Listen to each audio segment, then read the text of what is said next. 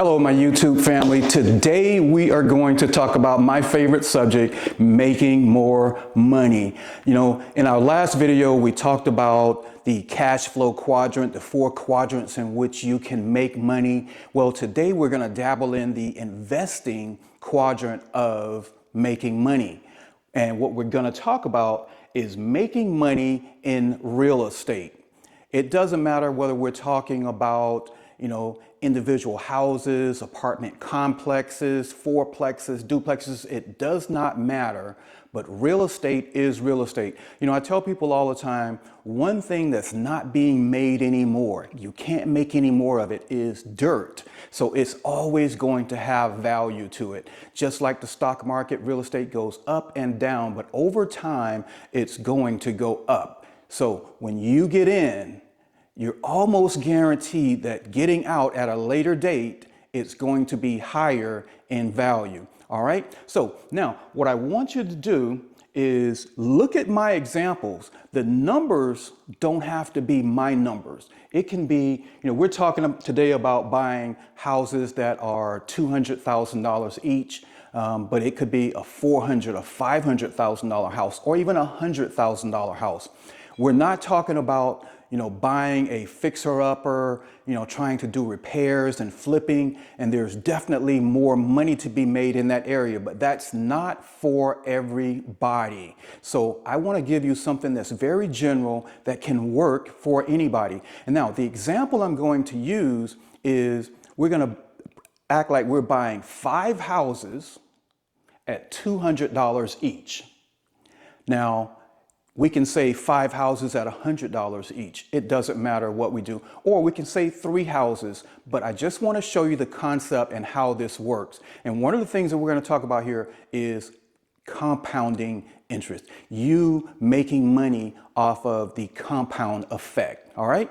Okay. So in this example, we're saying we're going to buy 5 houses at $200 each. Now, if you have the money sitting around or in reserve somewhere, you can possibly buy all 5 houses at one time, over 6 months or over a year.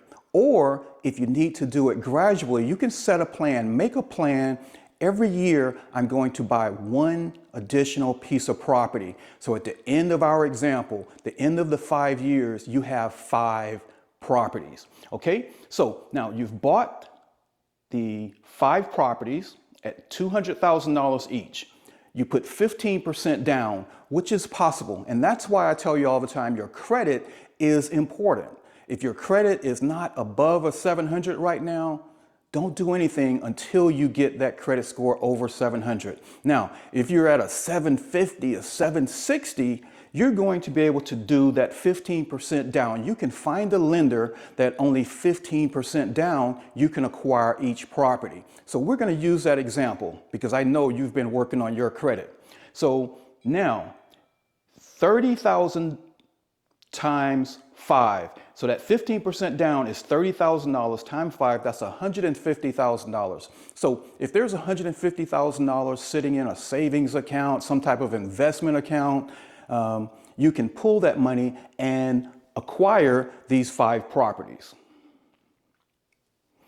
All right, so with just 8% appreciation, and that's what we're focusing on today, appreciation. Now, you're going to hear people talk about you want to get a house that's cash flowing. Cash flowing means at the end of the month when the rent is paid and the expenses, the mortgage, the utility, everything is paid, there's some cash left over for you. That cash could be $200, $500. If you get the right deal, even in excess of $500. But let's say you just break even. You make enough money to pay the mortgage, pay the expenses for the property, and you can be happy with that because what you're really shooting for is the appreciation. You want to make money over time without actually working for it. Now, unless you have a property manager, you're going to have to go collect your rent. You're going to have to go send a plumber, go send a roof guy, depending on the property you buy. But the example I'm giving, right now here in Metro Atlanta, there are a lot of housing developments that are being built. There are a lot of townhome communities. You can actually pick up, and I'm not saying this is the ultimate way, but if you're not looking to be totally involved, immersed in this business, this real estate business, it's not a bad idea to say pick up one of those brand new properties. That way you don't have to deal with the repair issues that, if you buy a 10, 15, 20-year-old house, you're going to have to do some renovations. You're going to have to bring it up to date. But now I'm talking about an example where you buy a house that's brand new. You're the first owner, you're buying it, and you're going to put a tenant in it. So once you have these 5 properties, this is what you're looking at. This is the exciting part that people don't tell you about. After 1 year at just 8% appreciation, the value of those 5 houses has grown by $80,000. So those 5 houses originally, $200,000 each, that's $1 million worth of property. After the first year of owning them, you just accumulated $80,000 without really working for it. Year 2, you'll make $166,400 in appreciation. Now, this isn't cash in your hand, cash in a bank, but if you were to liquidate these properties, say for retirement or some goal that you're trying to reach, that equity is sitting there.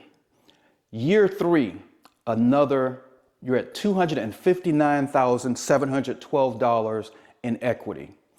Year 4, $360,000. Year 5, $469,000. So after 5 years, you have $469,000 equity. You actually have more than that. You actually have over $500,000 equity in these properties, because remember, you put a down payment on those properties. So when you look at the $150,000 that you originally put as a down payment, plus this, you're well over $600,000 in equity. What if you decide you want to, you can sell those properties, it's time for retirement, or you can pull out a little portion of that equity and start this whole process. Imagine that, pull out another $150,000, $200,000 out of your $600,000 equity and buy another 5 houses and start that process all over again. I'm confident that within 10 to 20 years, you're going to have in excess of $1 million, $2 million in equity if we keep working those numbers. Play with the numbers yourself, 8% appreciation. Now, I think 8% is a fair amount, 8% appreciation, but if you buy in the right area, I'm in Metro Atlanta, and over the last 3 years, Metro Atlanta has increased by an average of about 14%. 14% appreciation. What would that do to the numbers? That would double this number. I would be at $1 million plus in equity off of those same 5 properties here in Metro Atlanta. Your neighborhood might be even better than that. Well, this real estate game is a lot like the stock market. You get in, you might get in when times, when the price of homes are high and they're going to come down, but eventually they're going to go back up. But this is a game that the wealthy is doing this every day, every year. All right. So real estate, it's a great way to go, and it's only one of the ways that you can make money. In the next video, we're going to talk about something else. We're going to talk about business, how you can make money, how you can get in business for yourself and make money. All right. Please like, subscribe, share, and be blessed.